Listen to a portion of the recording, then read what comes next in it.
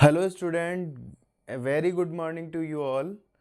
जैसा कि आपको पता है कि हमने चैप्टर वाइज बोर्ड के जो पिछले 12 पेपर्स हैं उनके अंदर से जितने भी न्यूमेरिकल आए हैं उनको हम एक एक चैप्टर वाइज जो है उन सभी न्यूमेरिकल का सॉल्यूशन जो है वीडियो के अंदर मैं प्रोवाइड करवा रहा हूं। तो आज इसी सीरीज में हम लेकर के हाजिर हुए हैं चैप्टर नंबर 6, जो 12th क्लास फिजिक्स का चैप्टर है 6, जिसका नाम है इलेक्ट्रोमैग्नेटिक इंडक्शन, जिसके अंदर से बोर्ड के 12 पेपर्स के अंदर जो लास्ट 12 पेपर्स जो बोर्ड ने जारी किए हैं उनमें से जो भी न्यूमेरिकल हैं उनका हम वन बाय वन करके सॉल्यूशन यहाँ पर देखने वाले हैं। तो हम बिना देरी करे वीडियो को स्टार्ट करते हैं।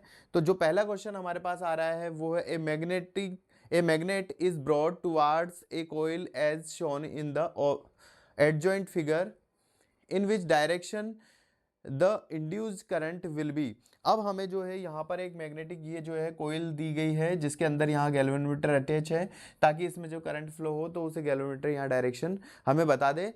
और यहाँ पर इस कोयल के सामने जो है एक हमारे पास मैग्नेट है, एक बार मैग्नेट है, जिसका जो एस साइड है वो इस कोयल की तरफ है, कोयल के पास में है। और हम इस ये एरो का मतलब है इस मैग्नेट को हम मूव करा रहे हैं इसके पास में, इस कोयल के हम पास में लेकर के आ रहे हैं। तो हमें पता है कि यहाँ पर जो है इस कोयल के अंदर एक करंट प्रोड्यूस होगा जो फ्लक्स में चेंज होने के कारण यहाँ पर जनरेट होता है। तो इसमें जो कोयल में जो करंट जनरेट होगा, सिंपली हमें उस करंट की डायरेक्शन को यहाँ पर बताना है। बहुत ही अच्छा क्वेश्चन ये होने वाला है और सबसे इजी क्वेश्चन भी है। हम डायरेक्टली इसका सॉल्यूशन यहाँ पर बता देंगे। हमें पता है कि लेंज लॉ से हम जानते हैं कि जब एस जो इसके साइड है, एस जो इसका सिरा है, जब हम इसको पास में लेकर के आएंगे तो यहाँ पर जो ईएमएफ जनरेट होगा, जनरेटेड ईएमएफ हमेशा इस तरह से होता है कि वो उस चीज का अपोज करता है जिससे वो जनरेट हुआ है। अब ये जनरेट किस वजह से हुआ है ईएमएफ, कि इस एस सिरे के पास आने की वजह से जनरेट हुआ है। तो ये इस बात का अपोज करेगा, यानी एस को अपने पास आने से रोकेगा। अब एस को अगर अपने पास आने से रोकना है तो इसके सिरे को भी एस ही बनना होगा, क्योंकि हमें पता है एस और एस के बीच में रिपल्शन होता है। तो जब एस इसके पास आएगा तो ये भी एस बनेगा, तो एस को अपने पास आने से रोकेगा, यानी ये इसका अपोज कर रहा है। तो एस बनने का मतलब यहाँ पर हो गया, अगर इस सिरे पर अगर एस बनता है तो एस को हम इस तरह से डिजाइन करें तो हम देख पाएंगे कि इसके अंदर जो करंट है, करंट जो है वो हमें दिख रहा है यहाँ से इस तरफ मूव कर रही है, यानी कि क्लॉकवाइज इसके अंदर करंट हो जाएगी। और इसमें सिंपली हमसे करंट की डायरेक्शन पूछी है, तो यहाँ पर जो करंट की डायरेक्शन है वो हमारे पास आ जाती है क्लॉकवाइज। तो इस कोयल के अंदर जो करंट की डायरेक्शन है वो क्लॉकवाइज आ जाएगी। अगर हम इसी क्वेश्चन के अंदर हमसे डिमांडिंग होती कि भाई एस वाले सिरे को हम दूर लेके जा रहे हैं, इसी एरो को अगर इस तरह से डिजाइन कर दिया जाता, एस को दूर लेकर जा रहे हैं, तो यहां पर जो ईएमएफ जनरेट होता वो इस बात का अपोज करता है, यानी कि एस को अपने पास लाने की ट्राई करता, और एस को पास लाने के लिए इसे बनना पड़ता एन। अगर ये एन बनेगा तो ये एस को अपने पास ला पाएगा, जो इसके दूर जाने का क्या हुआ, अपोज करना हुआ।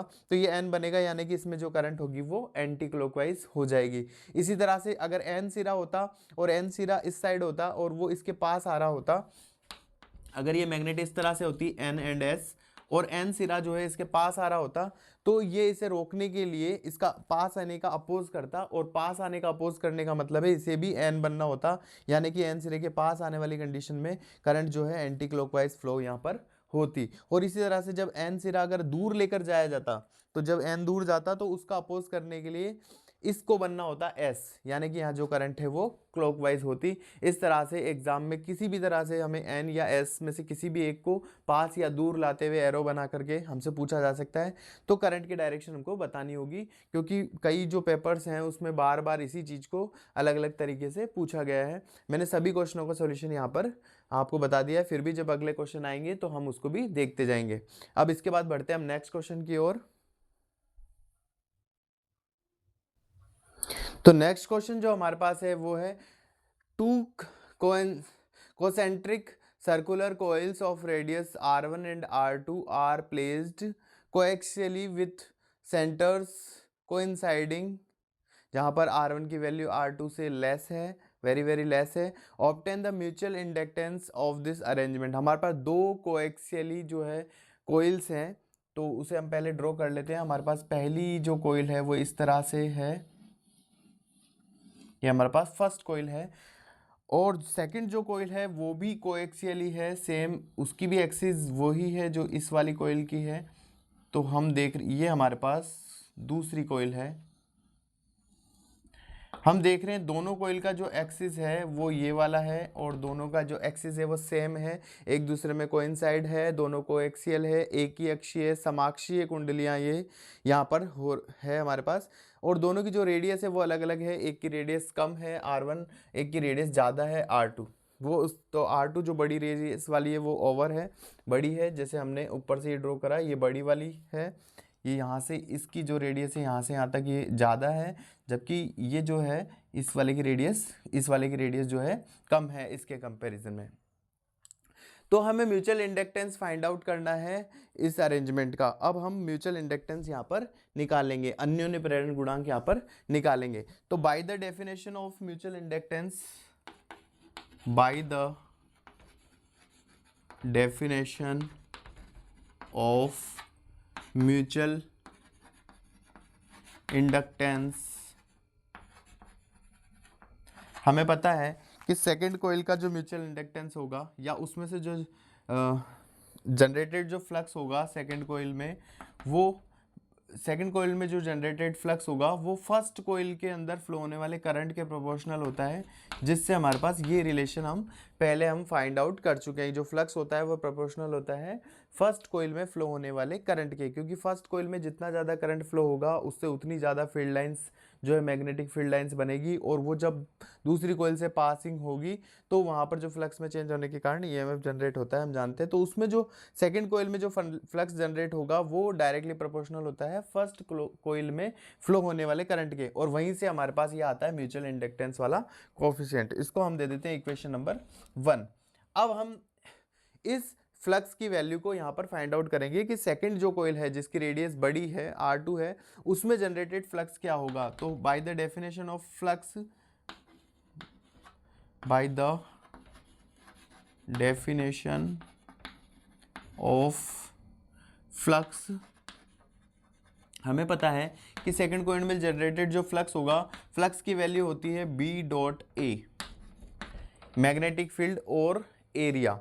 तो एरिया कौन सा, जिस एरिया से ये फ्लक्स गुजर रहा है, तो वो एरिया सेकंड कॉइल का जो एरिया है सेकंड कॉइल का, तो उसके ये फर्स्ट टर्न, तो इसका जो फर्स्ट टर्न है इसमें से जाने वाला फ्लक्स हम पहले निकालेंगे, फिर इसमें नंबर ऑफ टर्न जितने होंगे उससे इसको मल्टीप्लाई कर देंगे। तो एक जो टर्न है उससे जाने वाला फ्लक्स, तो उसका एरिया मान लो A2 है सेकंड कॉइल का, और B जो मैग्नेटिक फील्ड है वो जनरेट हुआ है फर्स्ट कॉइल में करंट फ्लो होने के कारण, तो वो मैग्नेटिक फील्ड आएगा फर्स्ट कॉइल का। फर्स्ट कॉइल में जब I1 करंट फ्लो होता है तो उसके कारण एक मैग्नेटिक फील्ड उसके चारों ओर बनता है, और वो जो मैग्नेटिक फील्ड लाइन जब सेकंड कॉइल के अंदर से पास होती है तो वहां पर फ्लक्स जो है जनरेट होता है। इसलिए जनरेटेड फ्लक्स सेकंड कॉइल में है, और सेकंड कॉइल का ही एरिया है जिसके अंदर से जो फील्ड लाइन जा रही है, तो एरिया भी सेकंड कॉइल का आएगा, लेकिन जो फील्ड लाइन्स है वो फर्स्ट वाले कॉइल की वजह से है, तो मैग्नेटिक फील्ड फर्स्ट वाले का आएगा। तो यहाँ पर हम φ2 की वैल्यू निकाल लें, तो हमारे पास B1 इंटू A2 ये है सेकेंड कोइल के एक टर्न से पास होने वाला फ्लक्स। तो देयरफॉर टोटल फ्लक्स अगर हम निकालेंगे तो टोटल फ्लक्स जो है वो हमारे पास, इसको सेकेंड कोइल में अगर नंबर ऑफ टर्न्स N2 है तो यहाँ पर हम N2 से इसको मल्टीप्लाई कर देंगे। तो B1 की वैल्यू रखें, तो B1 फर्स्ट कोइल के कारण मैग्नेटिक फील्ड है, तो वो हमारे पास होता है मैग्नेटिक फील्ड, ये हमारे पास सोलेनोइड है तो मैग्नेटिक फील्ड μ0 Ni होगा। μ0 N यानी number of turns first coil की बात है तो N1, और अपॉन उसकी लेंथ μ0 Ni, और I भी करंट भी फर्स्ट कोइल का। B1 की वैल्यू हमने रखी है। हम जानते हैं सोलेनोइड के लिए जो मैग्नेटिक फील्ड होता है B इजिकल टू होता है μ0 स्मॉल n I, जहाँ स्मॉल n होता है per unit length, number of turns per unit length, तो इसे हम N/L कह सकते हैं, और I। ये हमारे पास सोलेनोइड के लिए फॉर्मूले होते हैं जो हम जानते हैं मैग्नेटिक फील्ड के। इस फॉर्मूले का डायरेक्टली हमने यूज़ करा है। B1 की वैल्यू रखी है तो B1 है तो 1 वाली सारी टर्म्स आ जाएगी, तो ये हमारे पास B1 हो गया। लेंथ सेम है दोनों कोइल की तो L ही रखेंगे, μ0 कांस्टेंट है सभी के लिए सेम रहता है, और जो बाकी की दोनों चीज़ें हैं नंबर ऑफ टर्न्स हैं और करंट है तो दोनों के नीचे हमने 1 1 लगा दिया। A2 यहाँ पर रख देंगे सेकंड कोइल का एरिया, और ये हो गया एक टर्न से पास होने वाला फ्लक्स। लेकिन हम बात करें टोटल फ्लक्स की तो सेकेंड कोइल में नंबर ऑफ टर्न्स N2 है तो हमें N2 से यहाँ पर इसे मल्टीप्लाई कर देंगे। तो इस तरह से जो हमारा φ2 का फॉर्मूला है उसको थोड़ा रीअरेंज कर देते हैं हम। इसके अकॉर्डिंग, इक्वेशन 1 के अकॉर्डिंग, तो I1 को हम उस तरफ ले लेते हैं, बाकी टर्म्स इधर रख लेते हैं, mu naught N1 N2 A2 upon L, और यहाँ हम रख लेते हैं I1 को, इक्वेशन नंबर 2 ऑन। तो हमारे पास इक्वेशन 1 और 2 दोनों जो है सेकंड कॉइल में जनरेटेड फ्लक्स की हो जाती है, डायरेक्टली डेफिनेशन से है और इसको हमने सॉल्व करके निकाला है। तो ऑन कंपेयरिंग बोथ इक्वेशंस,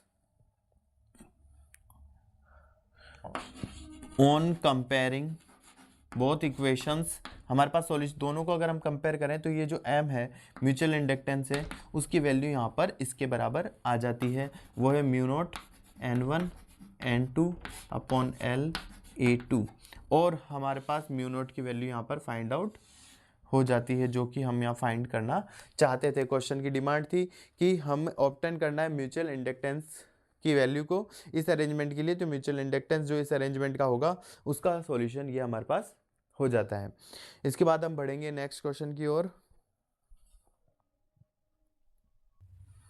तो नेक्स्ट क्वेश्चन जो हमारे पास है वो 2025 में बोर्ड ने जो मॉडल पेपर जारी किया था उससे लिया गया है। उसमें जो न्यूमेरिकल पूछा गया है इस चैप्टर से वो है a 2 metre long metallic rod is being rotated in a uniform magnetic field of 2 tesla. हमारे पास 2 मीटर लेंथ की एक रोड है। रोड की हमें क्या क्या गिवन है, पहले हम गिवन को लिख दें। न्यूमेरिकल सॉल्व करने का तरीका यही होता है, हम सभी न्यूमेरिकल में इसी मेथड को फॉलो करें कि सबसे पहले जो भी हमें गिवन है हम उसको लिखें कि एक रोड है जिसकी लेंथ जो है 2 मीटर हमें गिवन है।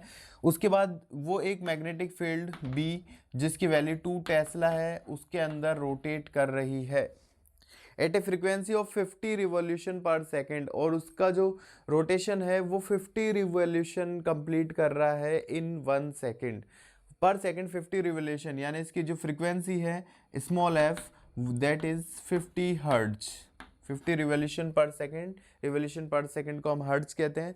तो यहाँ पर जो लीनियर फ्रीक्वेंसी है या रेखीय आवर्ती जो है वो 50 हर्ट्ज यहाँ पर दी हुई है। Find the value of induced EMF between the ends of the road. तो जो यहाँ पर इंड्यूस्ड ईएमएफ है वो हमें यहाँ पर फाइंड आउट करना है। तो डायरेक्टली फॉर्मूला बेस्ड क्वेश्चन है, हम इसे सॉल्व कर देंगे कि कोई भी एक मैग्नेटिक फील्ड अगर है उस मैग्नेटिक फील्ड के अंदर अगर let us suppose this is a magnetic field, ये यूनिफॉर्म मैग्नेटिक फील्ड है हमारे पास B, और इसके अंदर अगर कोई रोड है किसी L लेंथ की और अगर वो इस तरह से रोटेट कर रही है, घूम रही है, यहाँ पर रोटेशन इसके अंदर आ रहा है, तो इसमें जो EMF जनरेट होगा वो EMF जो होगा उसके लिए फॉर्मूला है कि इंड्यूस्ड EMF जो होता है वो होता है half B omega L square. ये डायरेक्टली फॉर्मूला है कि जनरेटेड EMF का, कि जनरेटेड EMF होगा half B omega L square. तो सिंपली हम यहाँ पर वैल्यूज रख देंगे, हाफ B की जगह मैग्नेटिक फील्ड की वैल्यू 2 टेस्ला 2 आ जाएगा। ओमेगा यहाँ पर एंगुलर फ्रीक्वेंसी है जबकि हमें लीनियर फ्रीक्वेंसी दी गई है, तो हम यहाँ से पहले फाइंड आउट कर लेंगे omega equal to, because omega equal to होता है 2 पाई f, तो हमारे पास आंसर आ जाएगा 2 पाई इंटू एफ की जगह 50। तो इस तरह से ये हमारे पास आ जाएगा 2 पाई इंटू 50 और into L square. L length है यहाँ पर 2 मीटर हमें गिवन है, तो 2 का स्क्वायर हो जाएगा। अब सिंपली हम इसको सॉल्व करके यहाँ पर आंसर निकाल लेंगे। 2 से 2 कैंसिल हो जाएगा, 2 स्क्वायर 4 हो जाएगा, 4 को 2 से मल्टीप्लाई करेंगे 8 हो जाएगा, 8 को इससे करेंगे तो 400 हो जाएगा।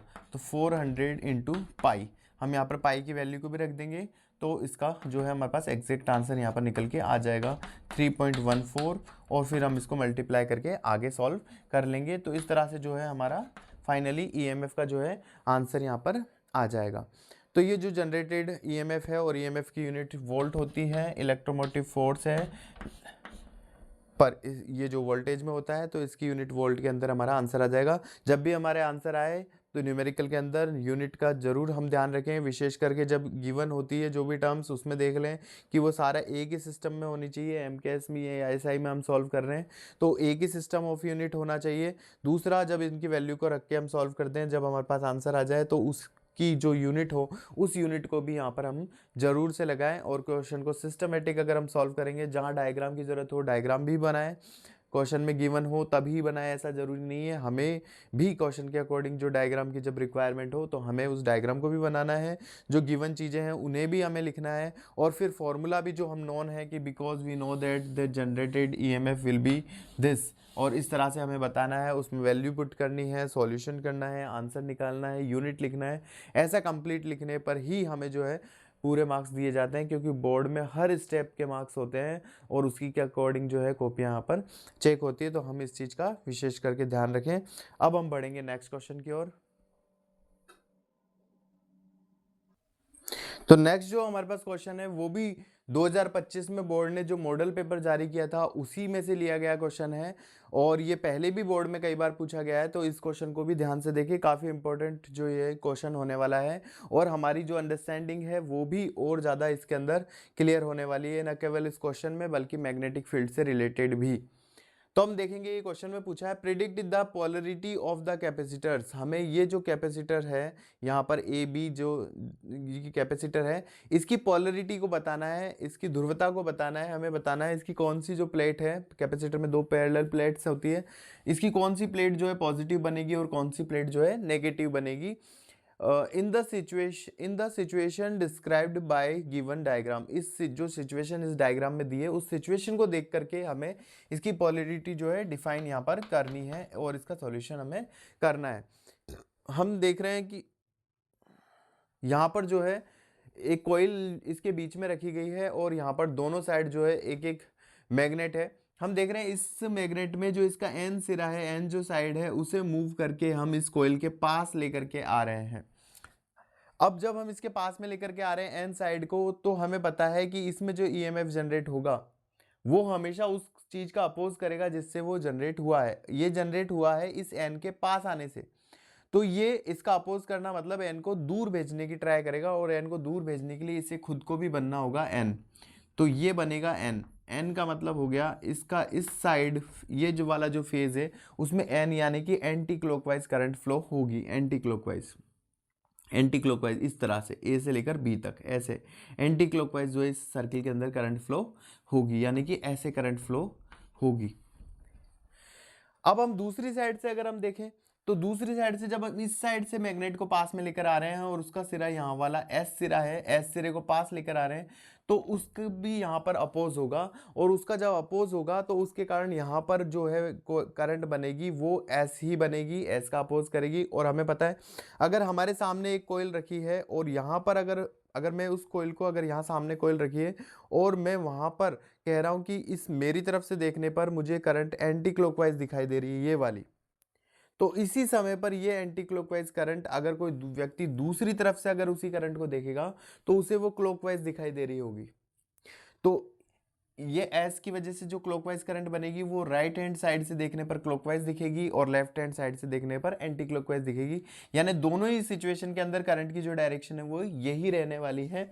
और अगर करंट की डायरेक्शन ये एंटी क्लॉकवाइज इस तरफ रह रही है, इसका मतलब करंट यहाँ से चल रहा है और इस तरफ जा रहा है, और तो करंट की डायरेक्शन हम जानते हैं ऑलवेज पॉजिटिव टू नेगेटिव होती है। तो इसकी जो ए प्लेट है वो पॉजिटिव होगी और ये वाली प्लेट नेगेटिव होगी। इस तरह से हमने इस कैपेसिटर की जो पोलरिटी है, ध्रुवता है, उसको डिफाइन कर दिया कि इसकी ए जो प्लेट होगी that will be positive and जो बी प्लेट होगी that will be negative.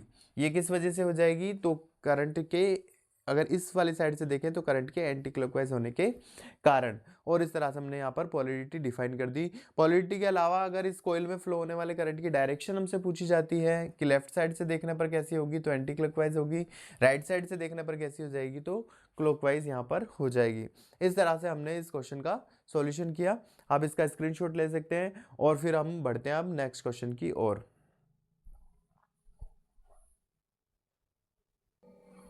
Next जो क्वेश्चन है वो भी 2025 बोर्ड ने जो मॉडल पेपर जारी किया था उसी से है। इसमें पूछा गया डायमेंशन ऑफ इंडक्टेंस। अब यहाँ पर सेल्फ इंडक्टेंस है या म्यूचुअल इंडक्टेंस है ऐसा स्पेसिफाई नहीं किया गया है, केवल इंडक्टेंस कहा गया है। हालांकि दोनों की जो यूनिट है वो सेम ही होती है, अगर उनका नाम भी लिया जाए तो भी यूनिट जो है और डायमेंशन जो है वो यही आने वाली है।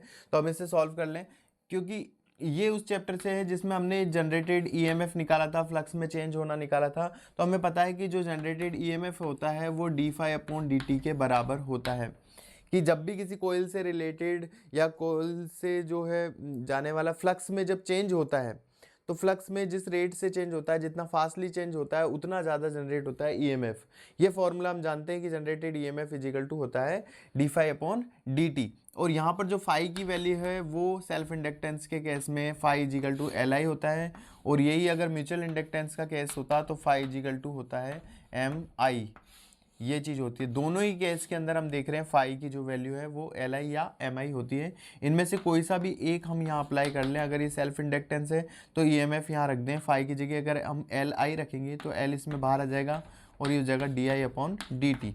और अगर ये वाला के म्यूचुअल इंडक्टेंस की हम बात करें तो E M F equal to हो जाएगा M d I upon d t. दोनों ही केस में अगर हम सेल्फ इंडक्टेंस की डायमेंशन निकालना चाहते हैं एल की, तो ये ई एम एफ से मल्टीप्लाई हो जाएगा डी टी और अपॉन डी आई। और इसी तरह से हम यहाँ म्यूचुअल इंडक्टेंस की डायमेंशन निकालना चाह रहे हैं तो वो हो जाएगा E M F into d t और अपॉन डी आई। अब हम सबके यहाँ पर डायमेंशन निकाल सकते हैं। ई एम एफ की जो यूनिट होती है वो वोल्ट होती है। वोल्ट जो है जिसे हम डब्ल्यू अपॉन क्यू भी लिख सकते हैं। तो ये जो है हमारे पास हो जाएगा W upon Q D T upon d I L. तो इससे हम डायरेक्शन रख दें, तो जो वर्क है उसे हम फोर्स इनटू डिस्प्लेसमेंट से निकाल लें। तो इसकी जो यूनिट है वो हमारे पास हो जाएगी, फोर्स की होती है m1 L1t माइनस 2। तो force into displacement, work done की डेफिनेशन, कार्य जो होता है बल इंटू विस्थापन, तो बल इंटू विस्थापन यानी डिस्प्लेसमेंट, और डिस्प्लेसमेंट की हो जाएगी L1। तो ये इस तरह से हमारे पास वर्क की यूनिट आ गई। हम आगे dt टाइम की यूनिट रखें तो t1 आ जाएगा अपॉन में यहाँ पर q को हम क्या लिख सकते हैं i इंटू टी, बिकॉज हमें पता है i इजिकल टू होता है q अपॉन टी। तो यहाँ से q को हम रख सकते हैं i इंटू टी। तो i इंटू टी रखेंगे q को, तो हमारे पास ये हो जाएगा i four ampere and t four time. तो t इस तरह से दोनों 1 1 हमारे पास आ जाएंगे। और dt टाइम की यूनिट है तो ये t1 हमारे पास आ जाएगा। और आगे हम इसको सॉल्व कर सकते हैं। सिमिलरली यहाँ भी हम रखेंगे तो EMF की वैल्यू वही W अपॉन Q होगी। dt की जगह dt है, di की जगह di है, dt अपॉन di, सॉरी यहाँ पर di आएगा, di से di उतारा है तो di की वजह से यहाँ पर क्या आएगा, एम्पियर आएगा। तो ये इस तरह से आएगा। तो सेम वहाँ पर भी यही चीज़ आने वाली है। अब केवल हमको इसको सॉल्व करना है और यहाँ पर जो है इसकी यूनिट, ये जो डायमेंशन है वो हमारे पास आ जाएगी। आगे हम इसका सॉल्यूशन करते हैं। हमारे पास यहाँ पर m1 है, ओनली m की एक ही टर्म है तो m1 हो गया। l की बात करें तो L1 L2 हो गया, नीचे l कोई भी नहीं आ रहा है तो ऊपर हमारे पास हो जाएगा L2। अब हम टाइम की बात करें तो t की पावर -2 है, t की पावर 1 है, दोनों मिलाएंगे बेस सेम है तो 1 - 2 यानी -1 आ जाएगा। और t की पावर 1 ऊपर जाएगा, t -1 हो जाएगा तो t की हो गई टोटल -1 यानी t की पावर -2। तो MLT तीनों हमारे पास आ चुके हैं, MLT भी आ चुका है, L भी आ चुका है, T आ चुका है, T आ चुका है। अब A1 A2 हो जाएगी और ये ऊपर आएगा तो A की पावर -2 हमारे पास ये हो जाएगी। तो इस तरह से जो है ये डायमेंशन जो हमारे पास सेल्फ इंडक्टेंस की कहो या म्यूचुअल इंडक्टेंस की कहो या सिंपल इंडक्टेंस की कहो, तीनों में से हमारे पास ये डायमेंशन आ जाएगी। ये MCQ की फॉर्म में था। तो हमारे पास जो है M1 L2 T -2 A -2। तो इस तरह से जो सी ऑप्शन है वो बिल्कुल यहाँ पर करेक्ट हो जाएगा। तो सी ऑप्शन इसका करेक्ट हो जाएगा। तो इस तरह से हमने इस क्वेश्चन को किया। आगे जो मॉडल पेपर के 2025 के थे उसमें जितने भी न्यूमेरिकल थे वो हमारे कंप्लीट हो गए हैं। अब हम नेक्स्ट क्वेश्चन 2024 सप्लीमेंट्री एग्जाम के अंदर एक न्यूमेरिकल हमसे पूछा गया है तो उस न्यूमेरिकल को यहाँ पर लिख करके सॉल्व करते हैं। जब तक आप इसका स्क्रीनशॉट ले सकते हैं, इसे उतार सकते हैं।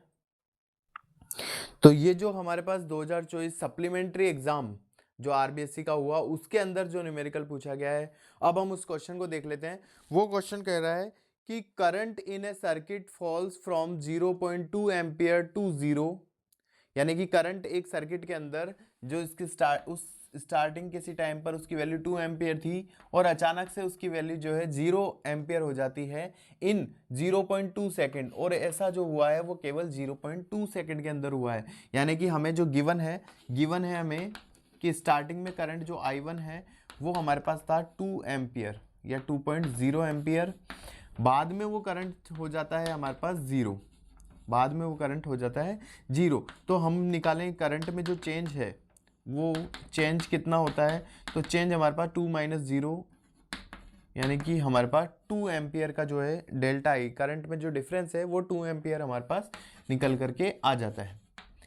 ऐसा जो हुआ है वो टाइम ड्यूरेशन कितने में हुआ है, 0.2 सेकंड में हुआ है। तो टाइम का जो भी स्टार्टिंग टाइम था, जो भी एंडिंग टाइम था, दोनों का जो ड्यूरेशन है, टाइम डिफरेंस है टाइम, तो डेल्टा टी जो है वो हमें गिवन है 0.2 सेकंड। ऐसा जो है 0.2 सेकंड के अंदर होता है। If an average EMF of 100 volt induce, अगर इस केस क्योंकि करंट सडन डिक्रीज हुआ है तो यहाँ पर फ्लक्स जो फील्ड लाइन्स है उसकी वो भी अचानक से कम हुई है, तो फ्लक्स में वहाँ जो भी कोयल रखी होगी उसमें से फ्लक्स में जो है चेंज हुआ है।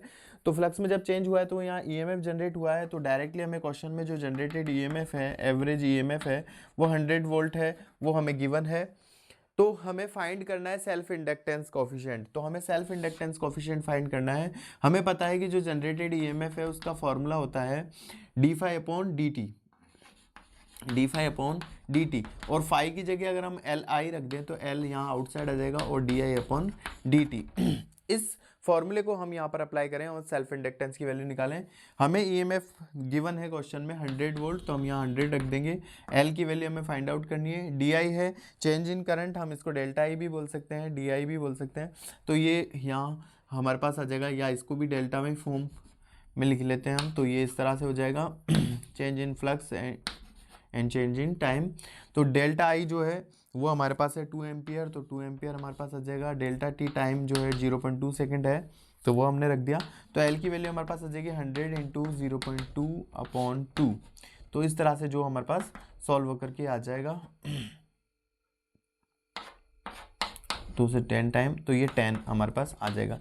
तो इस तरह से जो सेल्फ इंडक्टेंस है उसकी वैल्यू हमारे पास निकल करके आ जाती है, और हमने इसको जो है इजीली सॉल्व कर लिया। तो नेक्स्ट जो क्वेश्चन हमारे पास होने वाला है वो 2024 बोर्ड के मेन एग्जाम में आया हुआ क्वेश्चन है। काफ़ी इंटरेस्टिंग इंपॉर्टेंट क्वेश्चन ये होने वाला है, और आगे भी बोर्ड में जो है इस तरह के क्वेश्चन हमेशा पूछे जाते रहे हैं, और आगे भी जो है पूछे जाने की पूरी संभावना इसकी रहती है। तो जल्दी से हम इस क्वेश्चन को सॉल्व करते हैं। क्वेश्चन में पूछा गया है कि a 5 metre long straight horizontal conducting wire situated in the east to west direction एक ईस्ट से वेस्ट डायरेक्शन के अंदर सिचुएटेड एक वायर है। इस तरह से जो है एक वायर है जो ईस्ट से वेस्ट डायरेक्शन में है। इसकी जो लेंथ है वो हमें 5 मीटर दी हुई है। गिवन है हमें क्या क्या गिवन है, हमें गिवन है length of the wire is 5 metre. 5 metre जो है यहाँ पर लेंथ हमें गिवन है। Falling with a speed of 2 metre per second, ये जो है एक स्पीड से 2 मीटर पर सेकेंड स्पीड से जो है फॉल हो रहा है, ये नीचे की ओर गिर रहा है, जिसकी जो स्पीड है वो है 2 metre per second. Perpendicular to the horizontal component of the earth magnetic field, और ये अर्थ के मैग्नेटिक फील्ड का जो हॉरिजॉन्टल कंपोनेंट है उसके हॉरिजॉन्टल कंपोनेंट अर्थ के मैग्नेटिक फील्ड का ये है horizontal component of earth magnetic field, उसके परपेंडिकुलर डायरेक्शन के अंदर जो ये फॉल हो रहा है। और अर्थ का जो मैग्नेटिक फील्ड है जो हॉरिजॉन्टल कंपोनेंट है उसकी वैल्यू हमें दी हुई है 0.3 इंटू 10 टेस्ला।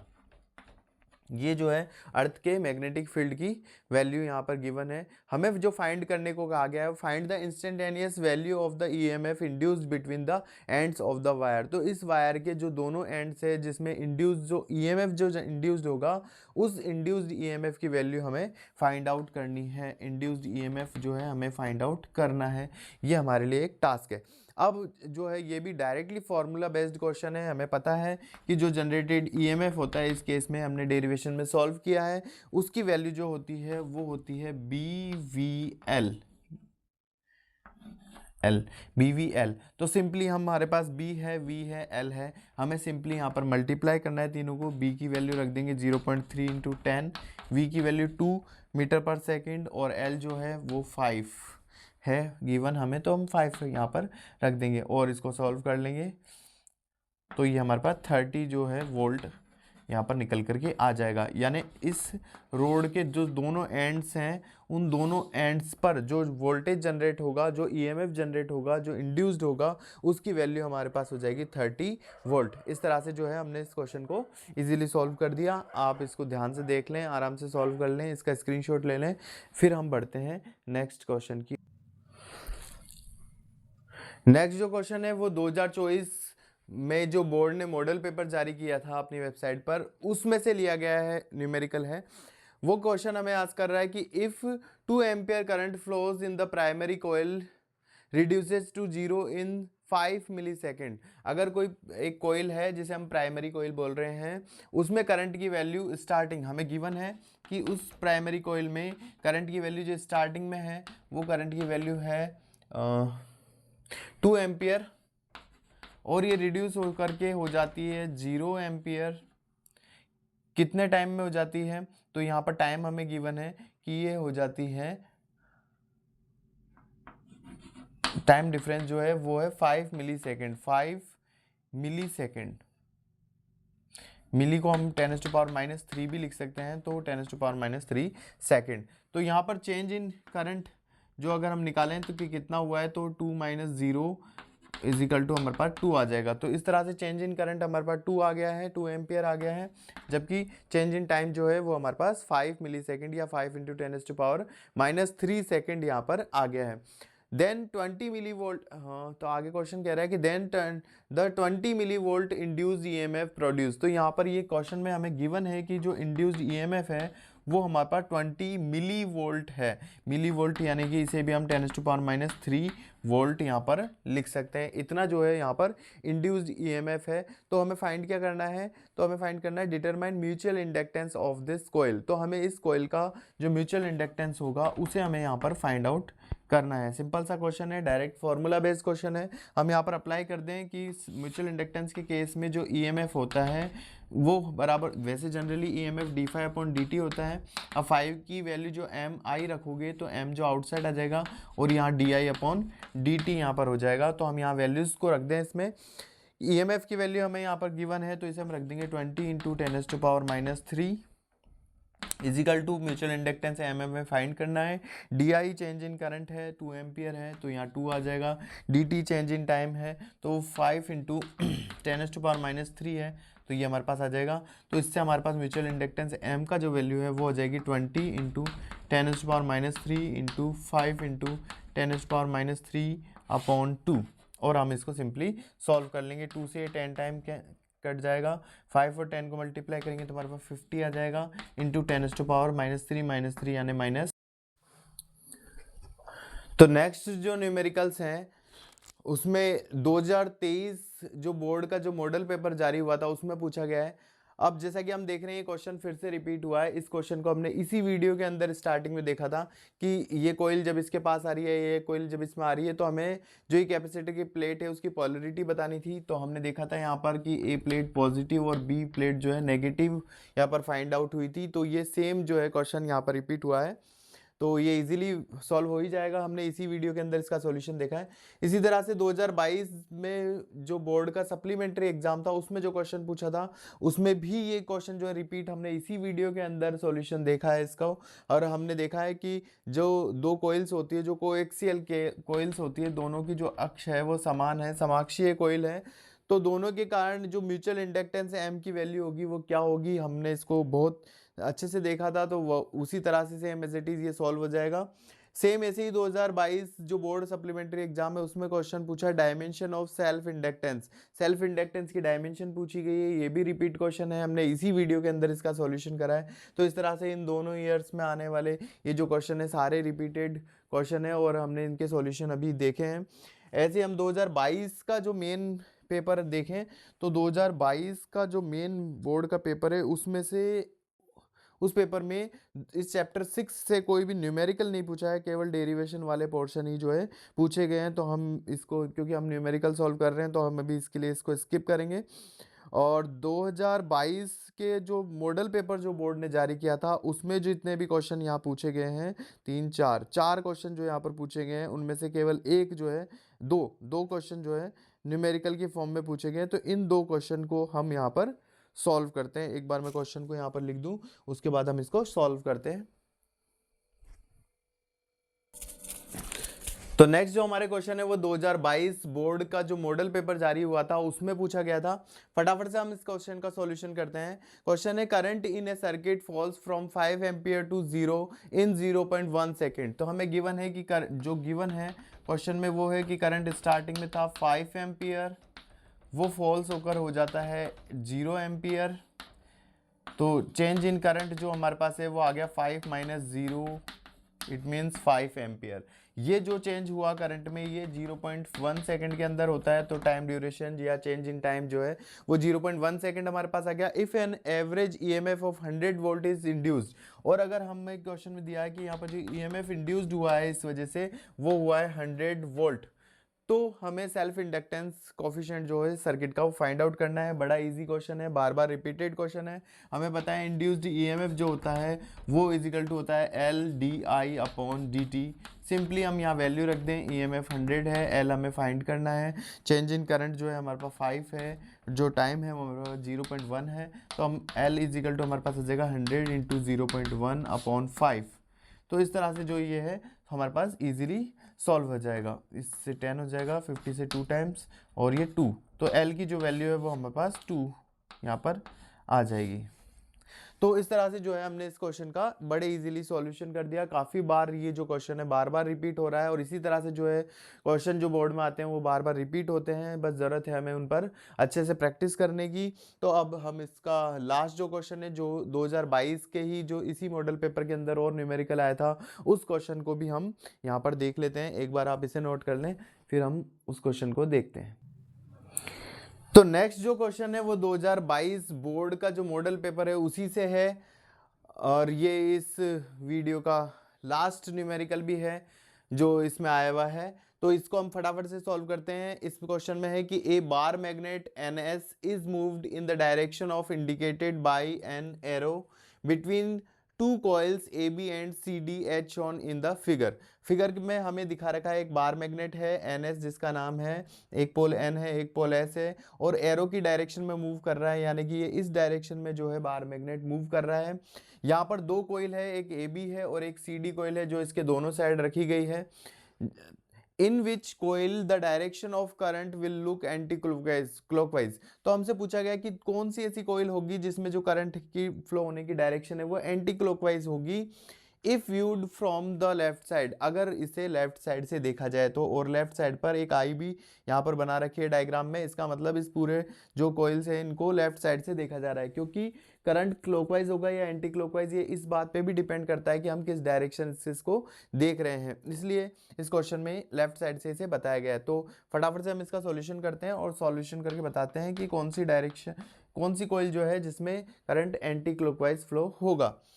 तो यहाँ पर हम देखते हैं कि जब इस कॉइल के लिए हम देखते हैं यहाँ इस कॉइल से ये जो मैग्नेट है बार मैग्नेट है इसका जो एन साइड है वो एन साइड जो है दूर जा रहा है, दूसरी तरफ जा रहा है, डिस्प्लेसमेंट यहाँ पर इंक्रीज हो रहा है।